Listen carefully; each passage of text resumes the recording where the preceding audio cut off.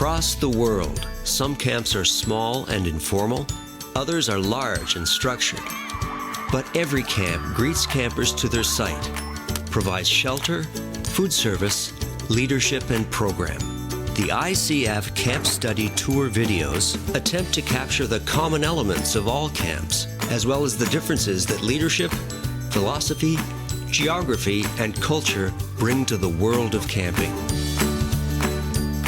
Today, our ICF Camp Study Tour is going to Spain. The butterfly is flying to English Summer, and Carolina Fleix-Wright is with us now. Hola, Carolina. Hola, buenas tardes. Great Nice to to see meet you. you. It isn't quite the same as being with you at the International Camping Congress. Many of us were there, and many of us have fond memories of all of your hospitality. That's right. It was a nice few days to meet some of you, and we really enjoyed organizing it and meeting so many colleagues from the camp business and camp area. So, Totally. English Summer. Let's Right. learn a little bit more. I know it reaches back to your parents and what, 1980 or so. Maybe just a quick summary of the places and the things that you've done there. This is a family-run business. My siblings, Jordi and Felipe, we're all in the business. My mother used to teach English at home, private classes to them. And my dad, he had a hotel chain. We put those two knowledges together, and we started with the first camp. We used to spend our summer holidays in that first camp, which was like a second home, and that was in Clara. And because my dad was in the hotel business, every time he heard my mom saying, it is full, he started looking for a second center. That was Poblet. It was a hotel which was abandoned for about 8 years. And we took over, we renovated everything, and we had classes, the sports facilities, and so on, because it was a hotel with a lot of land. And then the third one was up in Prades, and that was a chicken farm that my dad came home one day and said, I've bought a farm. This is the biggest one. Prades has 240 beds for the children, so it's our biggest center. Back to the hotels themselves. We aren't talking about a multi-story Radisson hotel. They would be more like a boutique hotel in a rural area of Tarragona. Yes, rural places that Right. are all in the province of Tarragona. Tamarit is down near the coast, 8 kilometers from Tarragona. Then we have the other three up in the mountains, which are 15 minutes or 20 minutes apart from each other. Because one of the things that my dad had in mind was to make sure that the camps were all within, a reasonable distance, because we run it amongst ourselves. So if we needed any help, we could go from one place to the other. And so the camps have evolved to partner a summer experience or a camp-like experience with the English language Correct. instruction. Can you tell us more about that? How did that work? At first, it was mainly English. In the afternoons, we just look after the children, gave them some activities to do, but nothing really organized. And it wasn't until my brothers and I went to the States and worked in different camps. My brothers, both of them, worked in Camp Stewart in Kerrville near San Antonio, and I worked in a camp called Camp Mystic. And that's where we got the ideas on how to organize as an American-style camp. So in a typical camp, would you have a group of staff that are the recreational staff and a group that is the Correct. instructional staff? We have the English team, English native teachers, who teach all the 4 hours a day. The groups are divided into 10 to 12 students per class, and they're divided by levels and ages. And then while the teachers are teaching, we have another team, which is the recreational team, or call them the counselors. They are the ones who are going to be looking after the children. So we have the two teams. While one team is in charge of the children, teaching their lessons. The other part is preparing for the afternoon activities, sports, handcrafts, clubs, also cultural activities and ecological sustainability and so on. Teachers are teaching in the morning and also in the afternoon, and the counselors are also looking after the children in the morning and in the afternoon, but different groups. The main responsibility relies on the counselors. They are the ones who are going to have breakfast, lunch, and dinner with their group of students. These students are their cabin students. We don't have cabins, we have bedrooms. But then we also have the sports counselor, and they're the leaders during the activity. You mentioned also that those counselors had some special training. Is that training that you do, or is it done by an external organization? What certification do they receive? They can receive the training in two different ways. One is they go to a specialized school where they train them to be counselors, and then they do the official certificate. And then we also have our own school. Our own school is only for ex-students, children who are 17 and 18 years old. They do a training with us during 2 summers. They have to do a total of 6 weeks. They receive theory and practice training. And then when they finish, they have to do 1 week intensive course, which is done by the teachers, official teachers from the government. Once they finish the learning process, they have to prepare a project and present it. There must be programs that relate to vacation periods, and then do you have programs that service schools or things through the year? What does a year of English summer look like?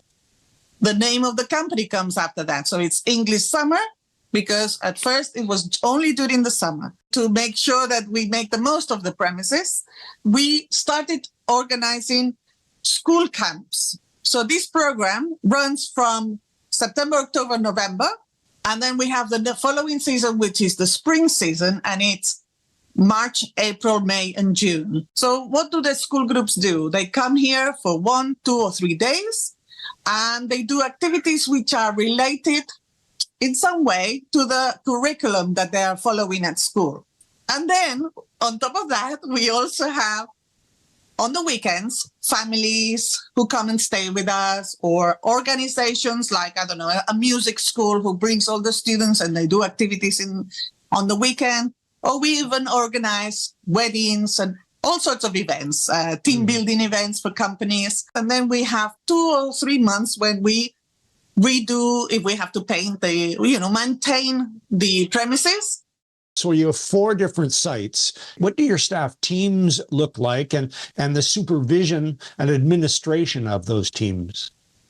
So we have the main offices, accountancy, information and booking, marketing and publicity. All that is running throughout the year. And then we have the seasonal staff, which is the maximum 9 months. And these are the cleaning staff, the cooks, the maintenance secretaries, camp directors, and the rest of the team, coordinators and counselors. Summer season, the counselors stay for a minimum of a week, or they do 2, 3, 4, even the whole summer. But during the school season, we can have staff in peak times, staff that come only for 1 day. So it is very flexible. Sometimes we have peaks with maybe 600 people working for us, and then it might go down to 100. So it all depends on how many people are staying. You must have a long roster of people you can contact and recruit. Yes. Is that right? My dad was always making fun of this, because he said, "Are you sure you don't stack them in the fridge or something? Because how do you organize it to make sure that you have extra people when you need them?" No, we know that the counselors are going to be with us while they're maybe studying at university, and maybe the first few years, because once they start working as doctors or architects or whatever they are studying, they are not going to come back. Although we do have staff who come back when they have their holidays. So like they're working all year round in another job, and then they come with us for 2 weeks. But yes, the amount of staff especially when in peak season, it is very challenging. How do you and your brothers divide the administration and supervision? Many times people say, how come you never argue with your brothers? And I think it's because we all do different things. For example, my eldest brother is in charge of finances.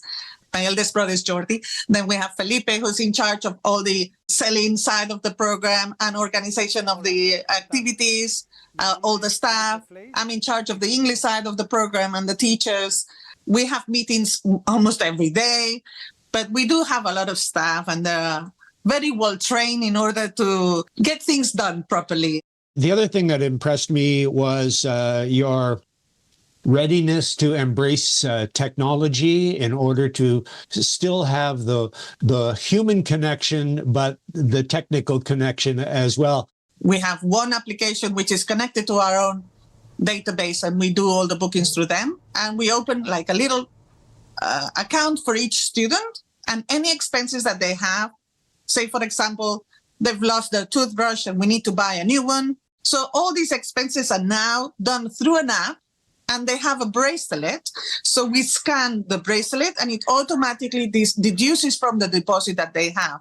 And this bracelet also opens the doors. The bracelet, depending on if you're a student or a counselor or a director, it will allow you to go through different doors. So it depends on what you need. It will allow you to open one door or the other. But they also have lists. So, for example, if you're going on the bus on an excursion to PortAventura, the amusement park, you can check them in and check them out, so you know exactly who's there. With the bracelet, we can also check if any student who has any allergies has gone through the canteen and collected their specific diet, the dish that they have to have. So it does many things, this bracelet. For the kitchen staff, for checking the temperature of the fridges, checking the temperature of the food, the oven, and so on. And they do it with a tablet that we have, and they scan different QRs. And it also helps you with ordering directly the food. We also have another application because we need the people to sign when they arrive and when they leave or when they have a break. So this is done also through another app. They also get their pay slips on this app. They get any documents that they need to sign. And this has saved a lot of time and paperwork to the person in charge of personnel.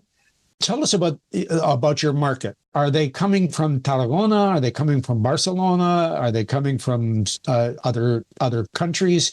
Our main provinces are Barcelona and Tarragona, city and province. But we have many from the islands, Balearic Islands like Ibiza, Mallorca. They fly in. And then thanks to internet, we also publish on the internet, and we get people from all over Spain. We also have delegates or agents from different parts of the world who send us students. But if we talk about percentages, I think we can say that 95% are from Spain, and the other 5% is from the rest of the world. We also have a program for learning Spanish. So if they have a group, if they send a group, instead of going to English lessons, they have a Spanish teacher who teaches them Spanish, but then they do the rest of activities all together with the rest of the students. Spanish summer. Spanish summer. So here you are from 1980, 24, 25 years. Are you alone in developing of camping, or are there others that have done more or less the same thing? We have language camps like ours. So they teach English, or in the south of Spain, there's a few who teach Spanish mainly, and they get students from international students from different countries. Then we have all these sports camps, music camps. We have all sorts of different camps, especially in Catalonia and in the north of Spain. There's a lot of history. There used to be buildings more like boarding school type of camp, big bedrooms with maybe 10 beds. So the style has been changing because of the demand. They want now bedrooms with a smaller amount of students, with even, en suite bathrooms. And before everything was like shared showers and shared toilets. But things are improving now, and we've noticed this in the past maybe 15 years or 20 years. The quality of some of the camps all around Spain, it's quite high. I'm anxious to go on a tour. I visited all 4 of your camps, and it will be great to see some of these things again. So what does an arrival day in the summer look like? 2 or 3 days before they arrive, we send them a Teams link, and we do a tutorial before they arrive. This helps them break the ice, because when they arrive, they recognize the face of the person who's going to be looking after them. Parents are more relaxed because they've met the person who's going to be looking after them. Before they arrive, we send them an email with the details of the arrival time. And we want to make sure that the children from the same group arrive at the same time. So when they come through the main gate, we give them a little badge with their name, the bedroom number, and the name of the counselor who's in charge of that specific student. And we give them a map with the circuit. They have to go around, drop their luggage, and go and park the car. So the counselor is on the front of the bedroom to greet them, collect the luggage, and leave them in the bedroom. They are not allowed to have the mobile phone throughout the camp. Only twice a week, if they want, at a certain time, they will collect it from the counselor. If they prefer to play and they don't want a phone home, they can go. It's not compulsory. With their mobile phone, it gives them a little peace of mind, knowing that they can contact them at certain times. They also give us any medicines. They are not allowed to have medicines in their bedrooms. And the nurse, they are in charge of the medicines and also in charge of checking about the specific diets. The camp counselor is keeping them together, and then when he has or she has all of them, then they start doing a tour around the camp, telling them exactly where everything is, showing them all about the rules and regulations, and doing a lot of games, ice-breaking games, introducing each other, and so on. And then they go for dinner. They have dinner. And after dinner, the whole camp, all of the campers get together and they do a welcome party where they're going to be telling them all the activities they're going to do and cheering them up and giving them a lot of expectations about their week at camp or 2 weeks at camp. And then at 11 o'clock, they go to bed. So that will be the first day. Partway through, we went to our cabins or our accommodation. They're probably a little different at Tamarit from Valclara to Poblet. Can you describe them? Are they bunk beds? Are there Yes. How many children typically? All the bedrooms are wherever camp they go to, 4 or 6. And they sleep in bunk beds and they have their own cupboard. And that's another little detail that my mom started many years ago. They have labels and they know exactly, Maria's peg, Maria's shelf, Maria's drawer, Maria's bed. So they know adults are not allowed to sleep with children, which means that children are going to be staying in rooms of 4 or 6. And after those bedrooms, there's a bedroom for staff. And then 3 more bedrooms or 2 more bedrooms, and then another bedroom with staff. In these bedrooms, we have the counselors and also the counselors who are in training. Extra people, extra hands, especially with the very little ones, because we start at the age of 5.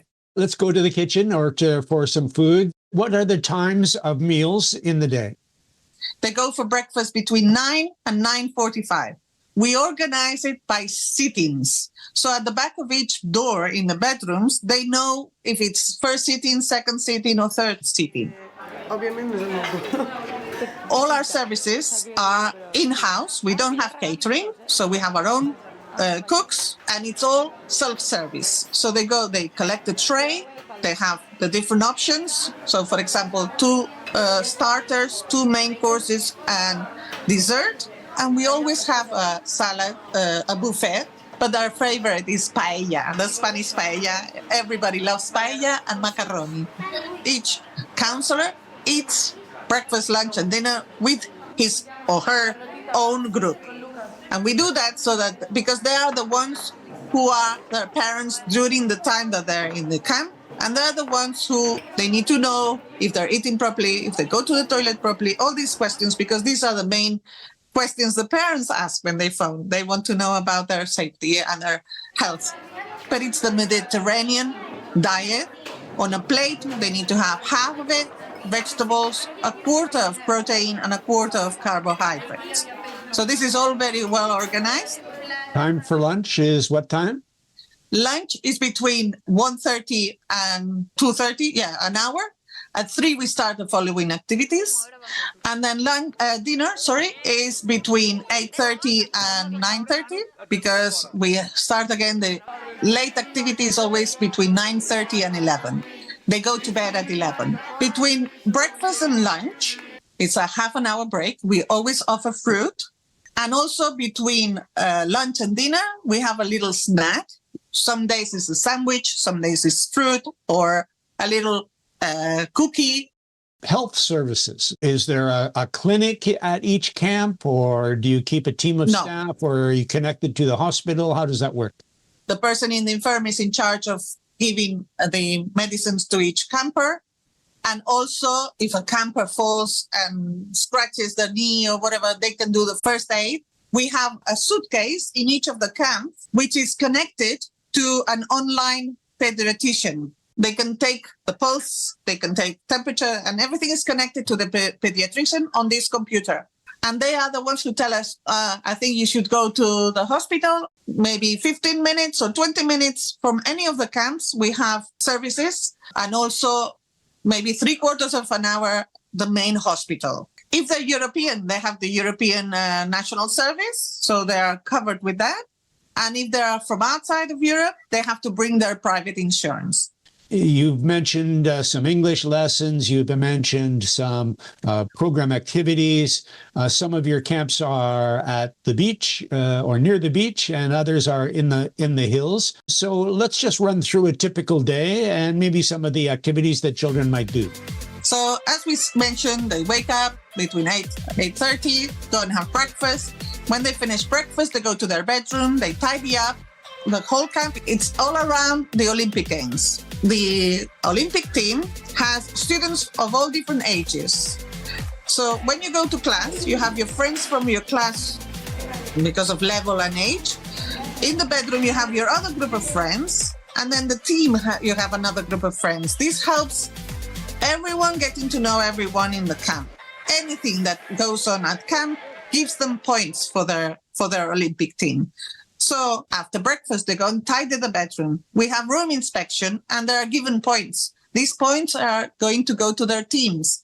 For example, all the students are given a duty when they come, okay? And this is to learn to be responsible, a duty that can be turning the lights on or off, collecting the dirty clothes. Another duty can be watering the plants, putting the jars, the jugs of water on the tables at lunch, breakfast, and dinner. This also gives them points for their team. For example, in class, English lessons, they do activities or games, and they can also gain some points there. If they speak in English outside the class, they get points. So after they've done their English lessons, well, they do the first hour and a half with one teacher, and then have half an hour, and they go back to class, but with another teacher. And this exposes the students to different accents, because we might have a teacher from Scotland or from Ireland. So when they finish their 3 hours of lessons in the morning, they go for lunch. And after lunch, they have maybe 20 minutes break. They go up to their rooms, brush their teeth, tidy up, or whatever they need. And they also have some time to spend around playing chess, tennis, badminton. They do a competition, and they also add those points to the Olympic Games. Then after that, they start the last lesson, which is usually more relaxed: theater, singing, preparing a video, interviewing. And then when they finish that 4th hour, that's when they go and get changed, and they spend an hour at the pool or the beach, depending on what camps they go to. It's just playtime, okay? Sunbathe, swim, whatever, maybe do some sand castles or whatever they want to do. And then they come back, get changed, and they start the activities, the afternoon activities. We have team sports, baseball, volleyball, football, basketball, all the team games. They do that for 1 hour and they go with their team, not with their school group or bedroom group. We know that some kids don't like sports. So that's why we only do 1 hour. The other hour is other type of activities like nature studies. There's the dance club that they love because they learn all these routines that they're going to be doing at night. So all these activities are done until just before dinner time. At 8 o'clock, they go to their rooms, maybe change, because the best part is always the evening. The party that we do at night between 9:30 and 11. And this because sometimes the party involves also the dinner. For example, say they have rock and roll party. Okay, here we go. And we go to the left. They do their own makeup and everything else. Because there are several competitions. They have the costume, the best team costume. Then they have the dances, the rock and roll dance. And then we have the part where all the staff does the introduction to the actual theme party. So they do a little show.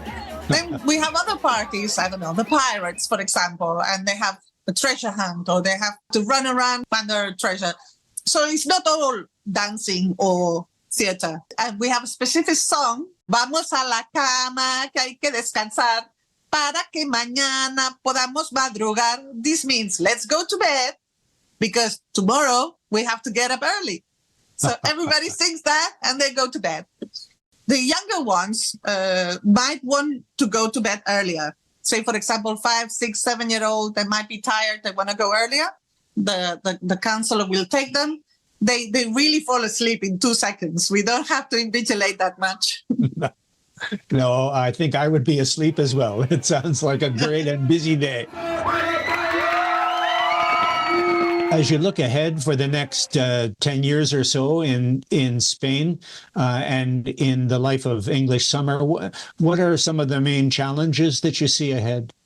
The natality rate is going down. So we are thinking that in the future, there's going to be less children, which means that we're going to have to adapt to that. We're trying really hard to make sure that people understand that working at camps is going to help them in the future and it's going to give them values and skills for their future job. I hate when people say, I'm not coming back in the summer because I'm doing a proper job. What do you mean a proper job? This is also a proper job. So you have your responsibilities, you have your timings, and you're getting paid for this. So we want the recognition of these jobs as important as any others. Youngsters, if somebody's going to offer them 5 more euros, they're going to go to another place. Well, we try and tell them we're not offering just a salary. We are offering also an emotional salary. And we are offering much more than just this job. Right?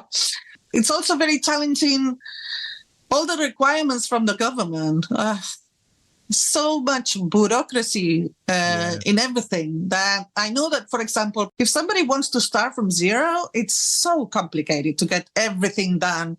And also another thing, parenting is so different to what it was before. Many of the parents who are bringing their kids have been campers before. Yes. And I don't understand why they're acting the way they act now, overprotecting their kids when they were kids and they did the camps. But they're like, oh no, it's too long. 1 week is enough. And I go, really? You were there for 3 weeks or 4 weeks? So yeah, I think that is also another challenge. Well, your mother and father had a great vision, and you and Jordi and Felipe have carried out that vision and really created a pretty special environment for kids in the Catalonia and beyond. What is your thanks to camp?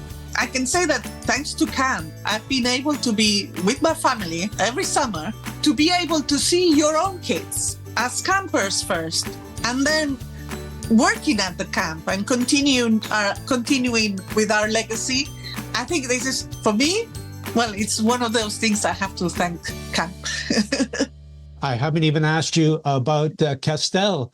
Oh, yes. Because I know that you even do some Castel in camp with Joanne. We do. One of our members of staff, Joanne, is involved in the Castels, and he suggested that we should include that. And we do team building with adults also. With Castels, is so important. And it's such a great metaphor, for how people can work together to create something special and also to lift children up. To lift children up, you're right. Now, I know Froggy is your mascot at English Summer. Do you have frogs hopping all around? How did that happen? It's a very funny story.